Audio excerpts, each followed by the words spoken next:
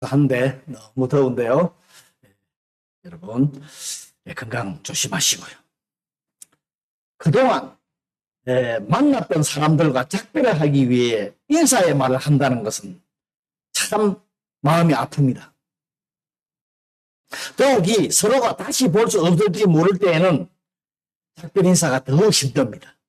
제가 여러분하고 작별 인사 한다는 것이 아니라 오늘 본문에 나오는 바울 사도가 오늘 읽어준 그 본문이 작별 인사를 하는 장면, 앞으로 볼 수 없을 것이라고. 혹시 같이 신앙생활을 하던 분이 본국으로 돌아간다든가 또 직장 문제로 다른 곳으로 이사를 가야 할 때에는 참 같이 신앙생활을 할 수 없지만은 그것으로 인해서 그동안에 참 서로 이렇게 관계했던 것이 완전히 끊어지는 것은 아니지만은 그래도 나가 생기게 된 것은 사실입니다. 특별히 주님을 위해서 열심히 봉사했던 사람이라면, 헌신하고 봉사했던 그런 사람이라면 참 작별하는 게 참 어렵습니다. 그죠? 힘듭니다. 성도와 어떤 이유로든지 간에 서로 작별을 하게 될 때 헤어진 후에 남아있는 성도들이 그 떠나간 사람을 어떻게 생각을 하는가? 어떻게 내가 만약에 떠나간다 그러면 참 나를 어떻게 기억해 주는 게 좋을까? 당연히 좋은 반응을 보이는 게 좋죠. 참 같이 열심히 봉사하고 하나님 나라를 위해서 교회를 위해서 참 헌신한 분이라고 이렇게 좋은 칭찬들을 듣기 싶어 하지요. 오늘 본문에서 바울 사도는 교회 장로들은 이제 불러놓고요. 오늘 22절부터 읽었지만 사실은 17절부터 전부거든요. 그 17절 앞부분에 보면은 바울이 이제 장로들을 불러놓고 마지막으로 그들에게 작별 인사를 하는 장면이, 바울이 예루살렘으로 올라가기로 결정한 것이에요. 예루살렘으로 간다 하는 것은 자기가 감옥에 투옥될 것이라 하는 것을 성령님으로부터 경고를 받았어요. 그럼에도 불구하고 자신이 어떤 대가를 치르더라도, 정말 목숨을 잃는다 하더라도 하나님께서 자신을 불러주신 그 부름에 충실하겠다는 바울의 결단을 볼 수가 있습니다. 또 그 부르심을 기쁘게 하겠다는 그 모습, 참 신앙인의 온전한 모습을 볼 수가 있습니다. 지금까지 바울 사도의 사역을 보면서 바울이 그동안에 쭉 보면은 정말 하나님이 영이 함께 하심으로 많은 이적도 일으키고 기적도 뿐만 아니라 많은 사람들에게 복음을 전해서 침례도 주고 해서 많은 사람들을 하나님 앞으로 이끄는 사람입니다. 그래서 에베소라는 지역에서는 바울이 전하는 그리스도의 도, 그리스도 예수님의 도를 전하는 것 때문에 큰 소동이 일어났어요. 많은 사람들이 하나님 앞으로 오기 때문에. 그런데 미신을 믿던 사람들, 자신들이 언어로 막 모형을 만들어가지고 그런 것을 미신을 믿던 사람들이 자기들이 집에 있던 모형 같은 거 이런 것들 다 불태워버리고 그리고 해결하고 하나님께 돌아오는 역사들이 막 일어난 거예요. 그러자 또 반대편에서는 은이나 금으로 신전 모형을 만들어 팔던 사람들이 자신들의 사업에 큰 영향을 미치게 됩니다. 또 자신들이 믿던 큰 여신, 오늘 본문 나오지만은 아데미라 하는 그 신전이 무시를 당하고 자신들이 생업에 위협을 받게 되므로 사람들을 선동을 시키기 시작합니다. 그래서 소동을 일으킵니다. 그게 19장 21절부터 기록이 되어 있어요. 앞부분에 보면 기록이 되어 있습니다. 그러자 서기장이 소동하는 무리를 진정시키고 이 일을 합법적인 방법으로 재판할 것을 선포를 해서 무리들을 진정을 시킵니다. 이런 사건들을 통해서 바울 자신은 앞으로 자신이 이제 어떻게 될 것인가를 성령님을 통해서 말씀을 들었습니다. 참 잘 압니다. 그래서 그래도 그런 자기 목숨이 위험한 상황에서도 복음 전하는 것을 맞이하지 않습니다. 계속해서 복음을 전합니다. 여러분, 사도 바울이 18절에 이렇게 말을 하고 있습니다. 앞부분에 읽지 않았지만 첫날부터 지금까지 내가 항상 여러분 가운데서 어떻게 행하였는지 여러분도 아는 바라. 이렇게 말을 하고 있습니다. 첫날부터 지금까지 항상이라 하는 말이 있어. 끝까지 그러니까 변함없이 복음을 위해 일했다는 말입니다. 우리 성도가 배워야 할 그리스도에 대하여 충성한다 하는 진정한 의미가 이겁니다.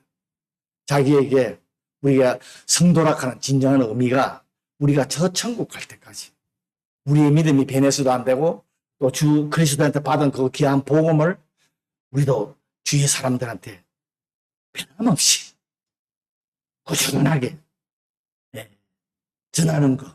이것이 우리가 예수님에 대하여 충성한다 하는 진정한 의미입니다. 여러분, 충성이라 하는 것은 그리스도에 충성한다 하는 충성이라 하는 것은 일시적으로 열정에 사로잡혀서 자신의 전부를 내어주는 것이 아닙니다. 하나님에 대한 열정, 충성이 계속해서 우리가 저 천국 갈 때까지 지속되는 것을 바랍니다. 우리가 하나님께 충성하는 이유가 무엇입니까? 여러분, 하나님께 충성하는 이유가 무엇입니까? 물론 우리를 십자가에서 피 흘려 구원하여 주신 것도 있습니다. 그러나 하나님께서는 우리와 언제나 함께 하시며 우리를 인도하시고 보호해 주십니다. 지금도 우리와 함께 하시며 보호해 주십니다. 즉, 그분은 우리를 위해서 우리가 예수 그리스도의 믿게 하기까지 믿음부터 시작을 해서 또 저 천국 갈 때까지 우리를 끝까지 우리를 위해서 일하고 계신다는 거예요. 지금도 우리를 위해서 일하고 계십니다.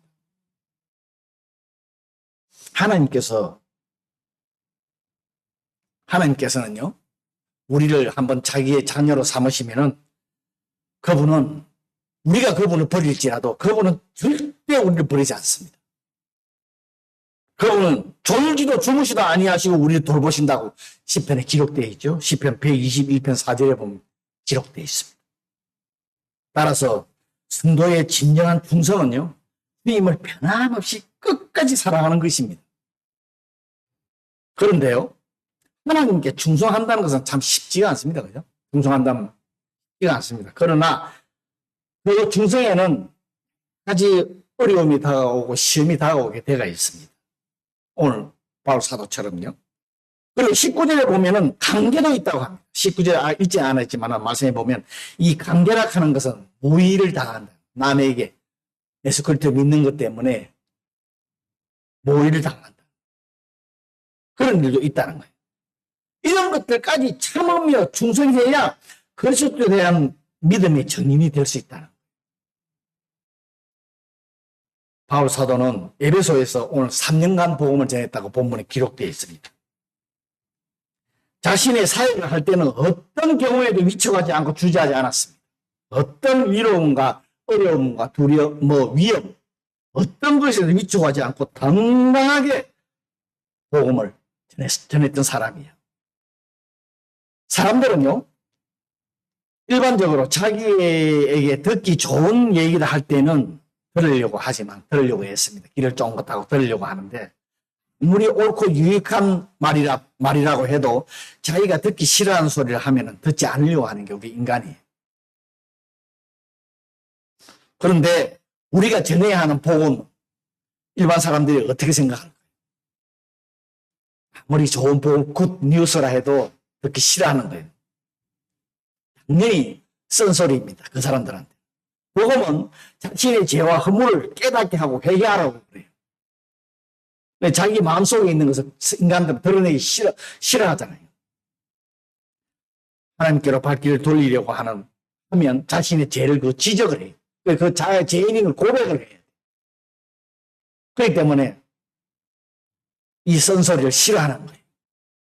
그런데 그거는 일반 사람들이고, 이 쓴소리를 싫어하는 것은 성도들도 싫어하는 거예요.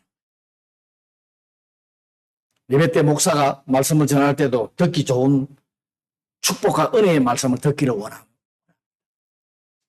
그런데 성도 자신들이 죄를 지적하고 회개하라는 말씀을 듣기 싫어한다는 거예요. 여러분들은 어떠세요? 무엇이 하나님을 기쁘시게 하는 것인지 깨닫기를 바라야 됩니다. 사람보다 하나님을 기쁘시게 하는 우리가 되기를 바랍니다. 하나님이 원하시는 것이 있습니다. 회개하라고 하면 우리도요, 회개를 해야 되고요, 그것을 기쁘게 받아들일 수 있어야 됩니다. 그런데요, 하나님을 기쁘게 하는 데에는 환란이 따른다. 하나님을 위해서 충성하고 열심히 우리가 하나님 원하시는 것을 하려고 그러면 우리에게는 참 환난과 어려움이 따른다는 거예요. 22절 한번 읽도록 하겠습니다. 아까 읽어 주셨지만은 22절 제가 읽으면은 보라, 이제 나는 성령에 매여서 예루살렘으로 가는데 거기서 무슨 일을 당하는지 알지 못하노라. 이 성령에 매였다. 바울이 성령에 매여서 간다. 바울 자신은 에베소에서 예루살렘으로 가는데 거기에 무슨 일이 있을지 모른다 하는 것은 어떤 일을 당할지 모른다 하는 것이 아니라 옥에 갇혀서 환난을 당하고 목숨의 위험을 받게 될 것이라고 되어 있습니다. 그게 23절에 기록되어 있습니다. 자신에게 위험이 닥쳐도 성령의 인도하심을 따라 하나님의 사명에 충성하겠다는 것. 참. 여러분, 우리는 할 수 있을 것 같아요? 여러분, 할 수 있으세요? 성령에 매였다 하는 말은 성령의 인도하심을 받았다는 말씀이죠. 성령의 인도함을 받았다는 것은 우리가 성령의 인도함을 받는다, 성령이 받기를 원한다 하는 것은 무슨 말이냐 그러면 자기 몸을 자기 마음대로 결정할 수 없다는 거예요. 내 힘으로 내 생각으로 자기 몸을 결정해서는 안 된다 하는 그런 말씀이에요. 비록 내 몸이 고생이 있고 환난이 있을지라도 주께서 원하신다면 그 길을 걸어가야 할 그 위치에 있다 하는 고백을 하는 거예요. 여러분, 지금 바울 사도의 고백을 어떻게 생각하십니까? 나는 사도도 아니고 선교사도 아니야. 일반 그냥 성도니까 목회자도 아니고 나하고는 아무런 상관이 없다고 이 말씀을 받아들이면 곤란. 하나님의 은혜로 하나님의 자녀가 된 성도는 복음을 전해야 하는 사명이, 복음에 큰 충성을 해야 되는 것이 주어져 있습니다. 조금 심하게 말하면 성도도 천국을 위해 죽기를 각오하는 하나님의 군사라, 하나님의 백성이라. 24절에 보면은, 오늘 보면 24절에 보면은 바울 사도는 고난을 기다리고 있는 예루살렘을 바라보면서 주님으로부터 받은 사명을 위해서라면 자신의 생명도 조금 귀한 것으로 여기지 않는다고 말하고 있습니다. 즉 하나님께서 자신에게 맡기신 사명을 목숨을 바쳐서라도 완수하겠다. 물론 이 부분은 하나님께서 바울 사도에게 주신 사명이라고 생각할 수 있습니다. 자기가 선교사라든지 무슨 유명한 사도이기 때문에 목숨을 바치고 하나님의 일을 한다고 그렇게 말할 수 있습니다. 그런데요, 바울 사도는 이제 우리들에게 부탁하는 것이 있습니다. 그것이 오늘 본문 28절부터 38절까지예요. 그 부분이 우리들에게 부탁을 합니다. 자, 28절을 제가 한번 다시 읽도록 하겠습니다. 여러분은 자기를 위하여 또는 온 양떼를 위하여 삼가하라. 성령이 그들 가운데서 여러분을 감독자로 세우고 감독자로 삼고 하나님이 자기 배로 사신 교회를 보살피게 하셨느니라.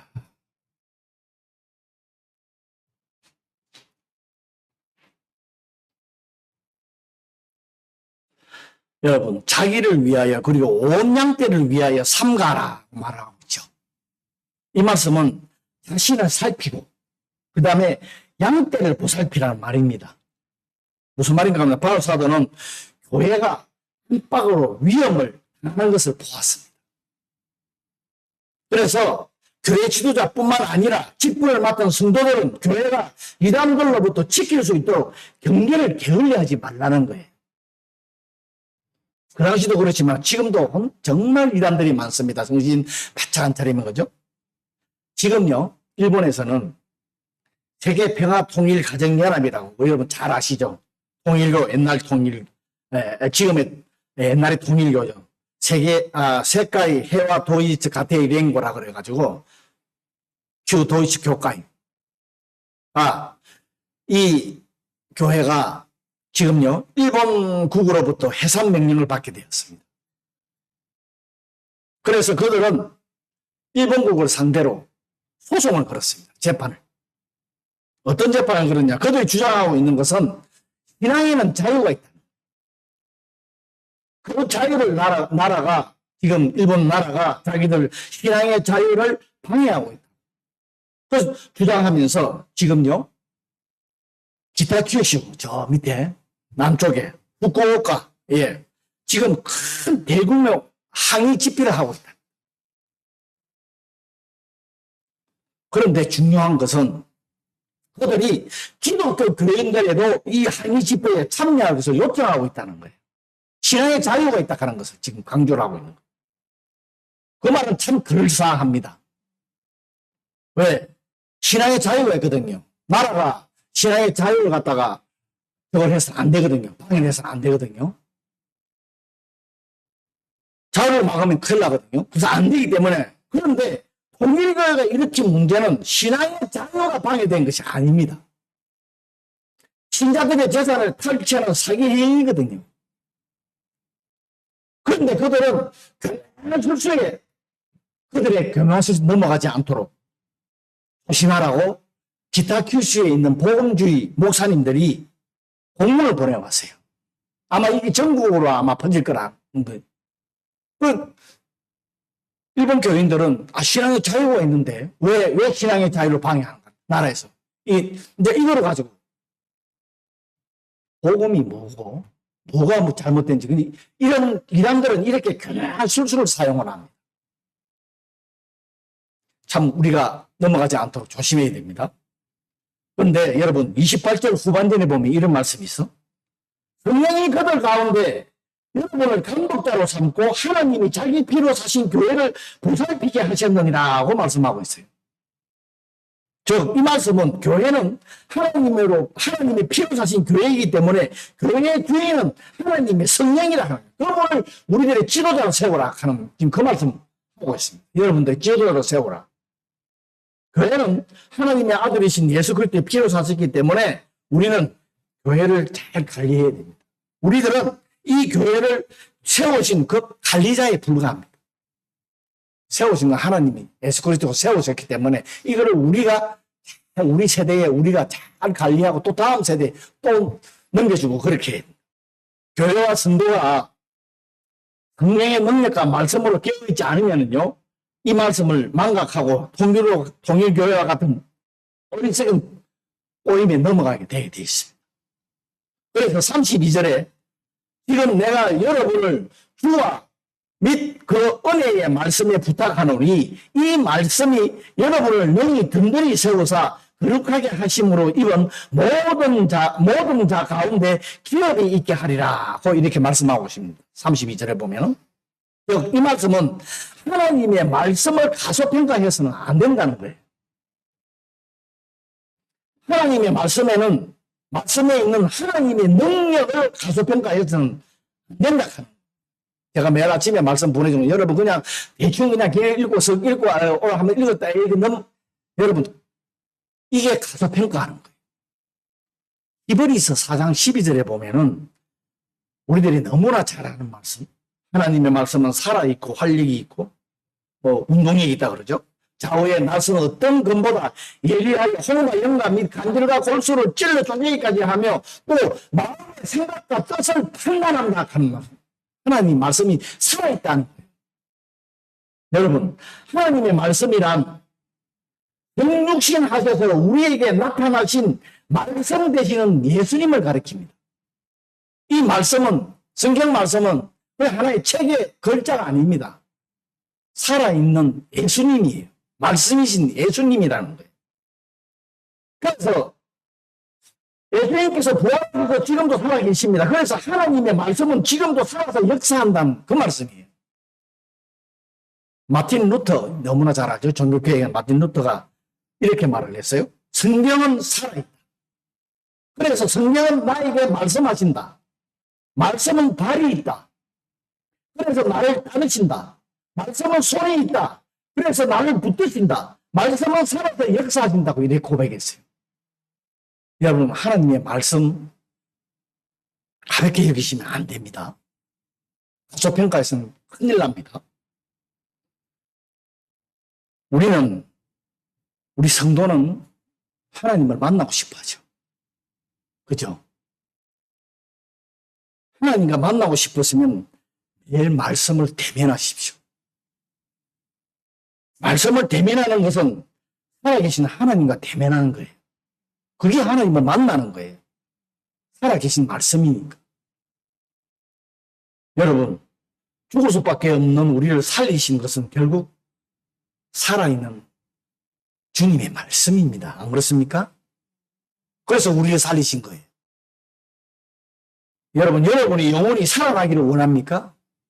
뭔가 하나님을 만나서 좀 활력을 얻기를 원합니까? 그러면 말씀을 읽으셔야 돼요. 말씀을 들으셔야 돼요. 그래서 최고로 복 있는 사람을 말씀을 주야로 묵상하는 자라고 시편에 기록되어 있죠. 1편에. 여러분, 말씀을 절대 가볍게 여기면 안 됩니다.